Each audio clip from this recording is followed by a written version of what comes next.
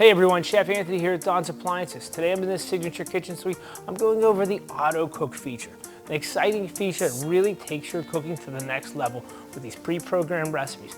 Be anything from desserts, main entrees, sides, and appetizers. The key to this feature is the time, temperature, and the setting. It does all the hard work for you. All you have to do is provide the food, put it in, go through a few steps, and voila, dinner is served or your entree served.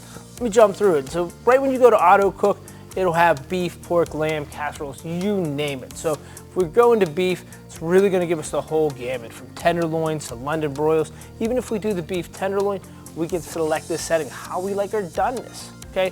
This does the internal roast probe. So if we're going to medium, we'll hit next. Then it'll give us our cooking mode, convection roast.